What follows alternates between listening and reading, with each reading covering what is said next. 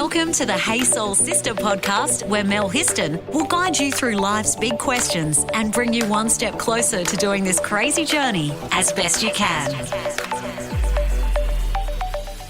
Hey Soul Sisters, Meg Linton is a girl determined to change the world, and she's sitting right in front of me. For those of you who don't know Meg, and Meg has been on Hey Soul Sista before, Meg is a yogi. She is the creator of What's Your Language program and has just released her first book with the same title, What's Your Language? Yeah. I still freak out looking at it. It just blows my mind. So nice to see it in copy. Do you know what? Congratulations. It is such an achievement. Thank you. And I go, I've never written a book, but and the thought of doing it just seems like such a huge mountain to climb. Yeah. Yeah. Is that how you found it? Yeah. Do you know what? The writing was easy. It just came out of me. I went away. I went to Byron. I went to Lennox, and it just spilled out. It was just so easy. The editing and then the clearing it up and putting it all in together. I was so grateful for my publisher, The Kind Press. They've been amazing. Yeah. They just held my hand through it, especially when I just wanted to break down and throw it all in that last 6 months. That was so hard. I think because I couldn't work much, I just had to go back and forward. And I knew there was an end point, but I was just ready to throw it all in and do whatever it took.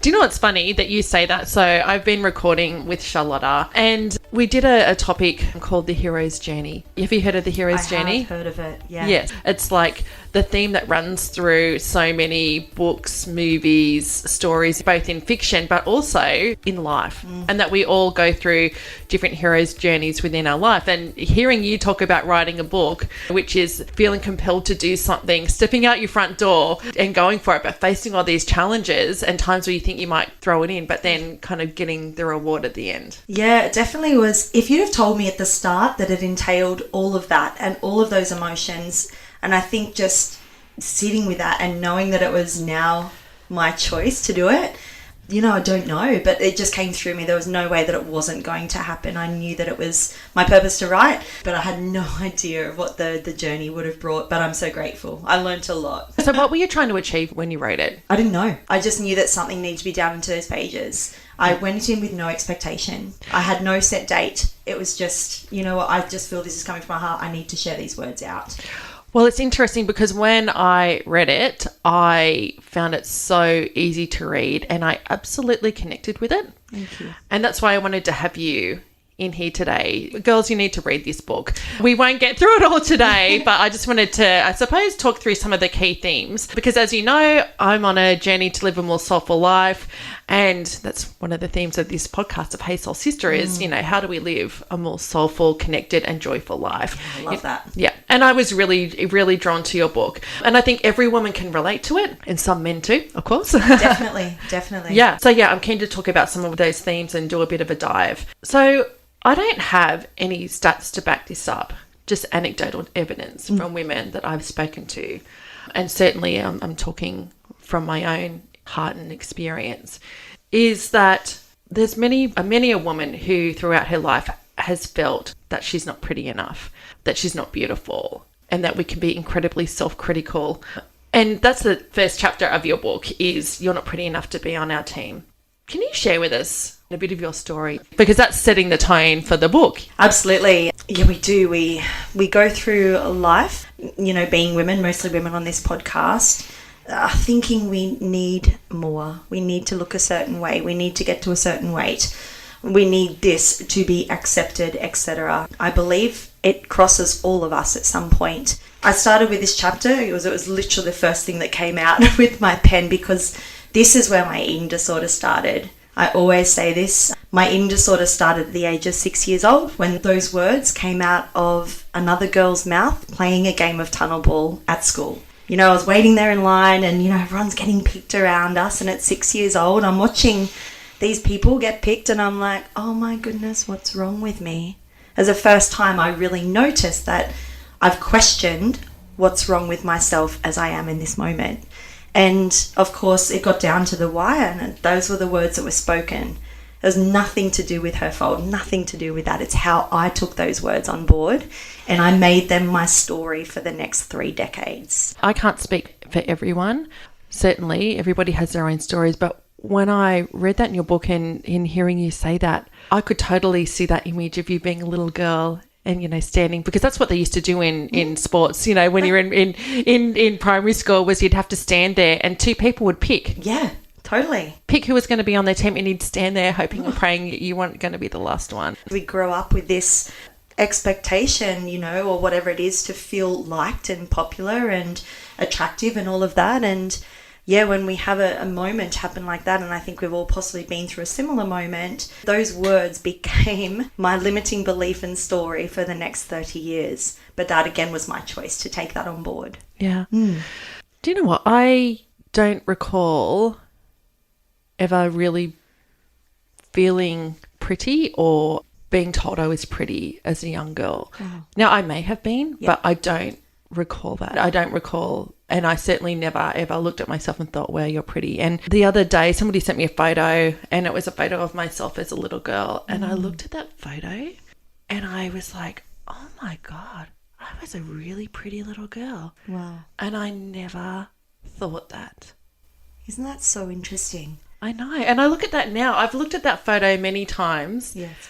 And I look at my blonde hair, look at the way I was holding my hands. Yeah. Look at, I don't know. And I go, I've never looked at myself and thought, wow, you look really pretty.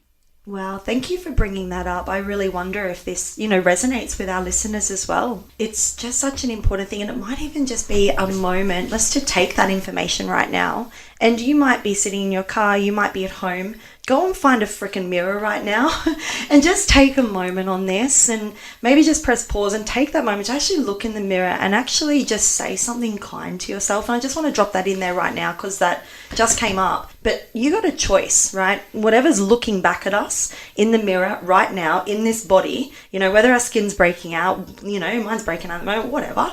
But I'm going to choose to love it anyway. And you've got that opportunity to change your dialogue right now. So maybe just take a moment and actually just look in the mirror and go, you know what, you're all right. You know, you're amazing. Until it makes you laugh, like you feel like a bit of a dickhead. Great, go there. Because we all deserve to feel that. To feel the self-love. Exactly. And guess what you're going to do by actually saying that to yourself? Of course, if you've got kids, and I know a lot of you on this podcast do, they're going to see that. Yeah. How good is that? If you start to talk to yourself and go, you know what, if what Mel said before, if I've not felt that, which a lot of us, myself, hasn't either, can we start to change that dialogue? Absolutely. You're then giving that permission for your little ones to do the same. That's amazing. Yeah, absolutely. Want to fill your soul with more? Go to thesistercode.com. So I think that's something that as women, and some men too, absolutely, that many of us do have in common, is that whole self-love. Yeah. Yeah. Yeah. Which is why I love that, you know, you do that work around your language. How do you speak to yourself?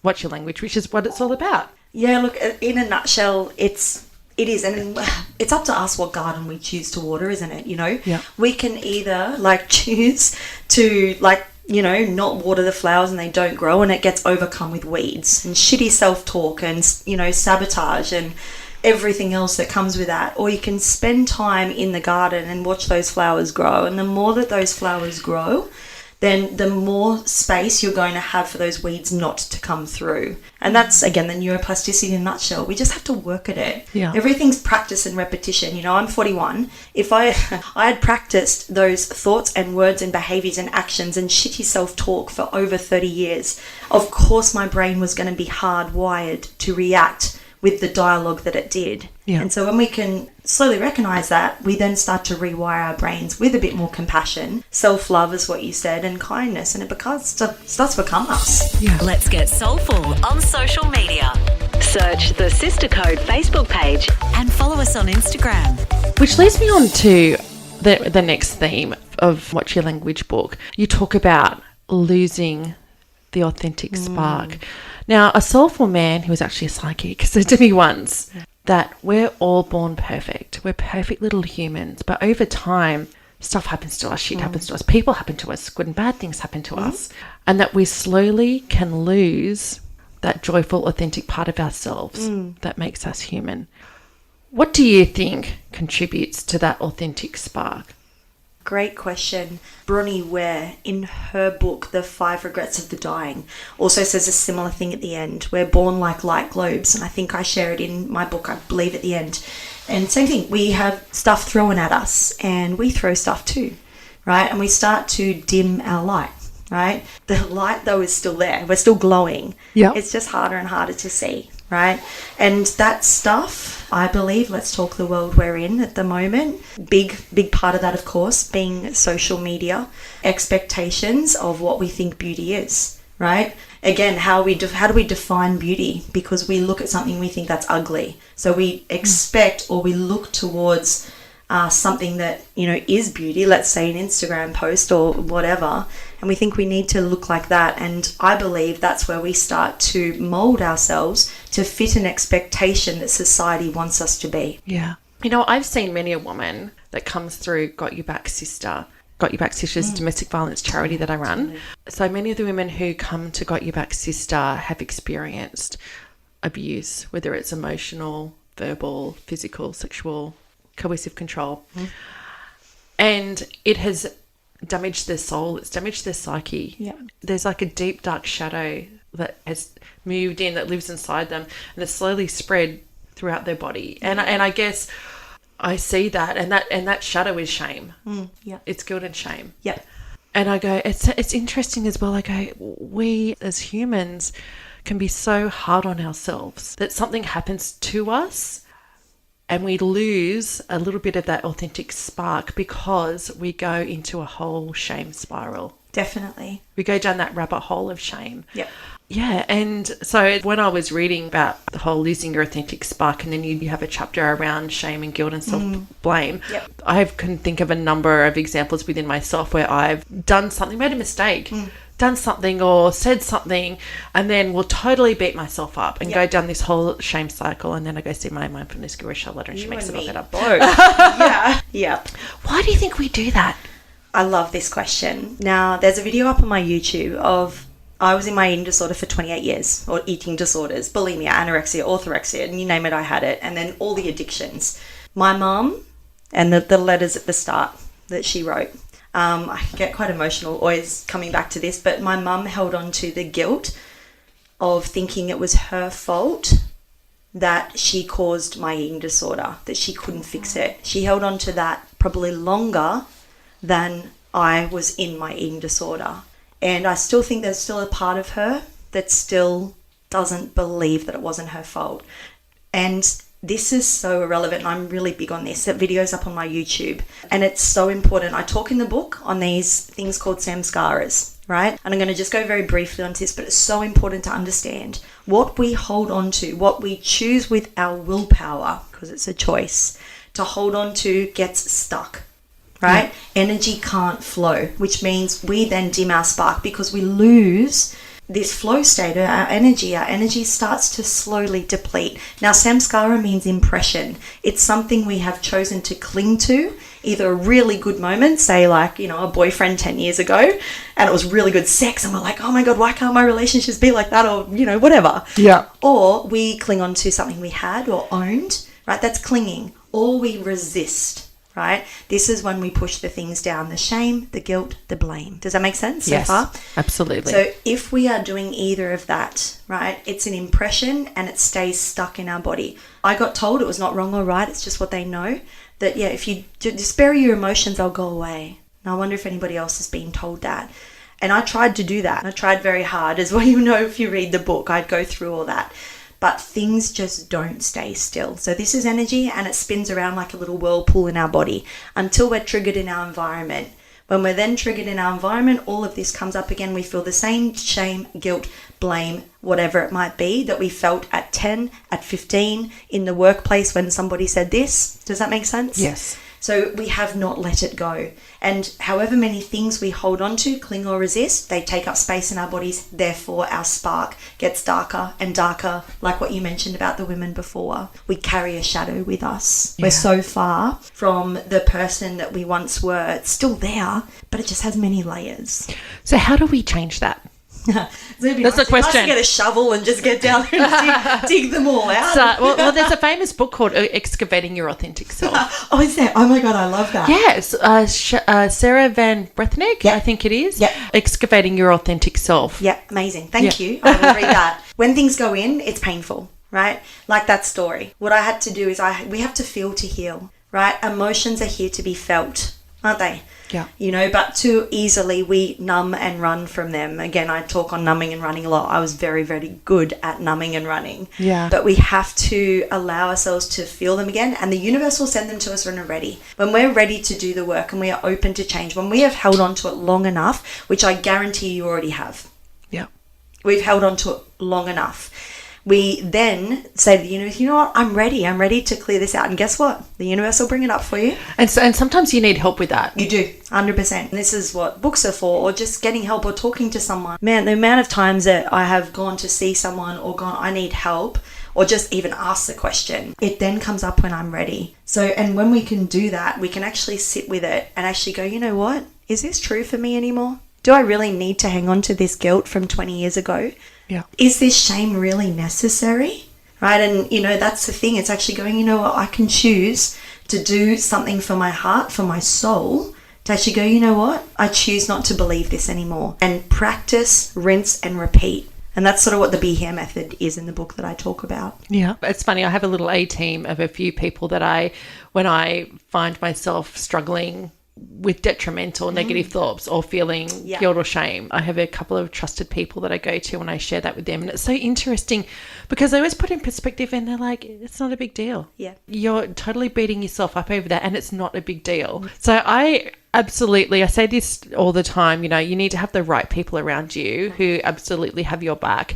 And people that you can go to and get a helpful, unbiased little prodding to go, do you know what, sweetie? You're totally reading way too much into that. Yeah.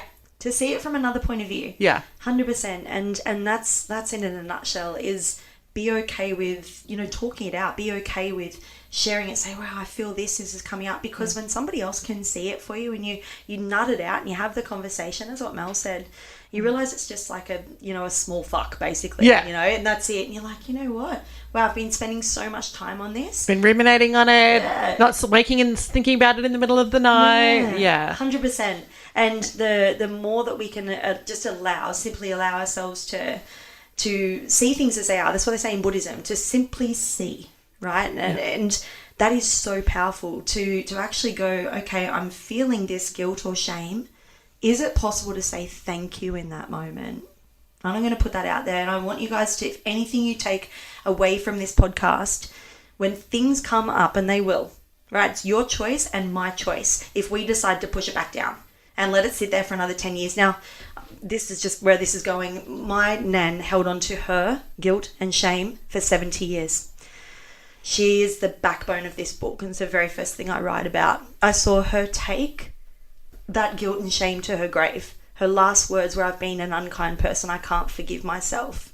Oh, wow. No one in this world deserves to hold on to something like that for 70 years. Yeah. It is a life of suffering and it's a choice. Yeah. And do you know what? You know, I talk about living a soulful life, a more soulful life, and that's something that that's my journey, is how do I live a more soulful, more joyful life?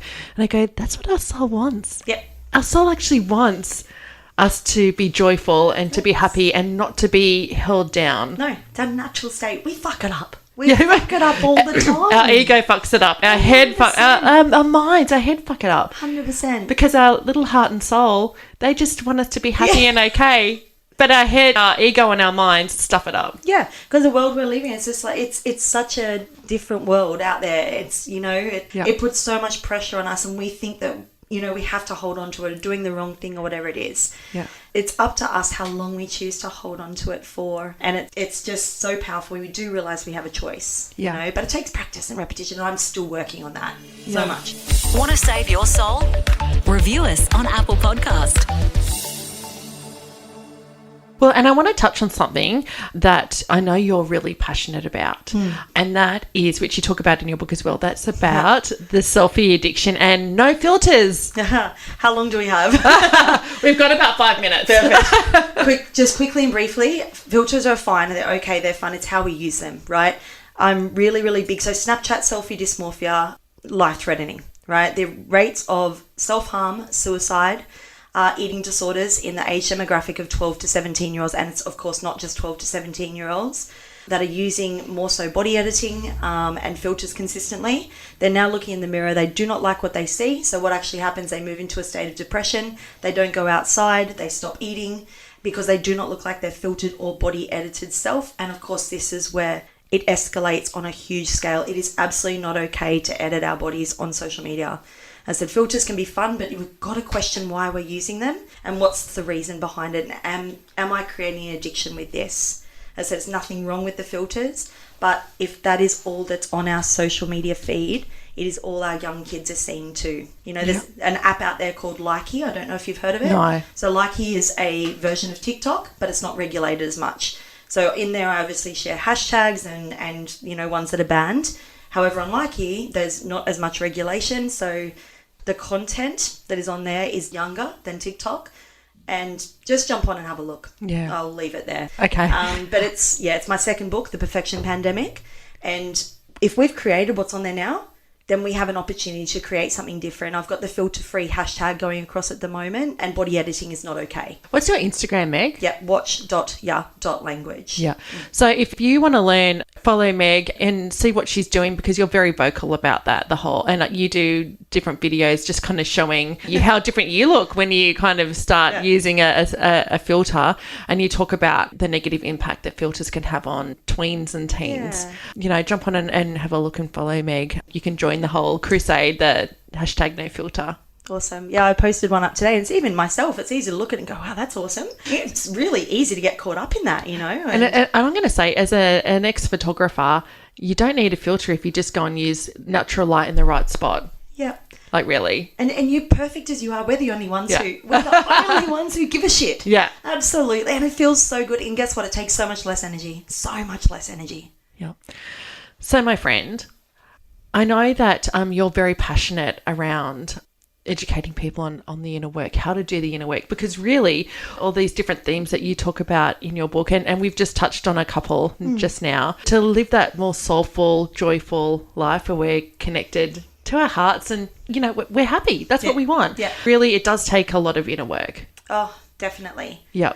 So can you just share with us what that actually means and what you do? Sure. I think above all, we just want to feel love and gratitude and kindness, is what Mel said. I think it's really, really important, but we have to be aware of what's going on. I've been running nervous system workshops at the moment. I've run 5 already in Newcastle, and I actually run them with teenagers, because when we can recognize in our body what anxiety, stress, worry, doubt, fear, comparison, judgment, blame, shame, guilt, whatever looks in our body, right? And we can actually honor the emotion, we can do something about it. And I believe that that is key. And they're the first 3 steps of the Be Here method. It's body, emotion, and heart. So taking with us from that, when our body tenses, right, which means shoulders up around the ears, shortness of breath, contraction in the belly, sickness, whatever you want to call it, you're being triggered by an emotion. Your body, you just don't close up for no reason, do we? Yeah. So that is a beautiful sign to actually go, hang on a second, I'm being triggered by an emotion. 1, I see you, body. Wow, I see you bloating. That's the first one for me, or my skin breaks out. Cool. 2, I feel you, emotion. Oh, I feel you, anxiety. I feel you, fear. So by doing that, you become present, don't you? Yeah. You're noticing that your body is tensing and there's an emotion going on. Great. In that moment, you then have a choice. So say thank you, because when you say thank you, you let it in. You don't push it away. Tension only creates more tension, and that's only going to create a monkey mind, isn't it? Yeah. So that's how I believe we honor it and say thank you for showing up. What are you here to teach me? Why am I feeling jealousy? Right? Why am I feeling anxiety? That's something in the future. Oh, I don't need to worry about that yet. It hasn't even fucking happened yet. Yeah. Right? Or why am I feeling guilt? Oh, that was something 10 years ago. Is that necessary? So you can actually analyze what's going on. Yeah. And then the third step, I'll ask yourself, what does my heart need?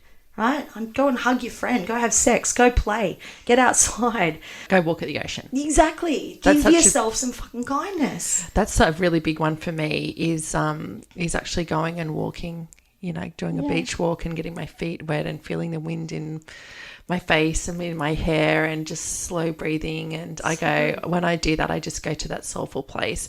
So I've realized now, and I've only come to this realization seriously in the last 6 months, but I know that when I start to go down a spiral, a negative thought spiral, I'm feeling anxious, worrying, and whatever that is, I know that if I go to the beach and I do the deep breathing and I feel, because when you feel the wind in your hair and the sand and the water in your feet, you become really present to that, and actually everything falls away.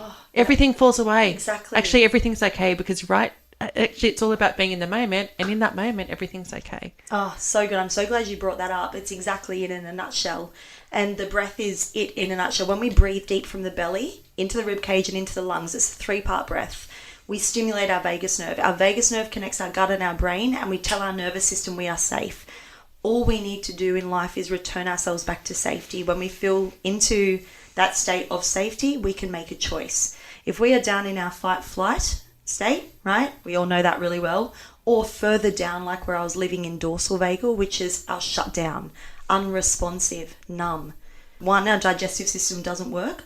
2, we can't make a choice. We're not present. We're on autopilot. So we've got to return back to that. As what Mel said, take a deep breath in, step outside, look around you and go, fuck, thank you. I have 2 feet and a heartbeat. I feel really grateful, right? Yeah.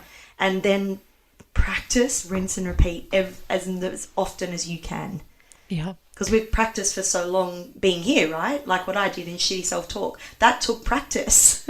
30 years of practice, it took me a while to shift it. And when I notice the anxiety, I feel anxiety all the time. Yeah. But I catch it real quick. I'm like, oh, hey, the anxiety's there. Thank you. What do you need? I need to go outside. I need to slow down. I need to do some yoga. Do you know what I love about you, Meg, is that you're really open and honest around the challenges that you faced in your life, and especially the feelings of not good enough and having an eating disorder. I love that you're so open and that you share that, because the more that you do that and the more that women share their stories and have the courage to share their stories, the more that I think we all realize that we're not alone, that we all have our own stories and that we're all on our own journey and we're doing the best that we can. For me, it's about living a more joyful, soulful life. Totally. That's so powerful. It really is. If we can just lean into acceptance and go, okay, I'm here right now. Whatever has been, has been. It's okay. What can I do now from this moment? Yeah. That's it. And we've got a body. We've got today. I get to have today. Again, Tyra Pitt says that all the time. Wake up and go, far out. I get to have today. So if you're not doing this already, the first thing when you wake up in the morning, say thank you. Put your hand on your heart and repeat. It's called the practice in the book. It's a 20-minute practice. Every single day, and actually just go, you know what is it that I want to bring in today? How do I want to feel? Then go write it down, and then go look at yourself in the mirror and repeat it to yourself, and do that every single day for the rest of your life. I love that. Thank you, my dear friend. Thank you. Now, Meg, where can people get a copy of your book? If people go to my Instagram page, watch.ya.language, or onto my website, watchyourlanguage.com, it's all available through there. I highly recommend, Soul Sisters, that you go and find Meg's book and read it. I absolutely resonated with it, and I found it really lovely and easy to read as well. Thank you. Thank you, Meg. You're doing beautiful work in the world, so thank you. Oh, I'm so grateful. It's been a blessing to share. Yay. Thanks, everyone. Thanks for listening to Hey Soul Sista with Mel Histon. What would help you on your crazy life journey? Email Melissa at thesistercode.com.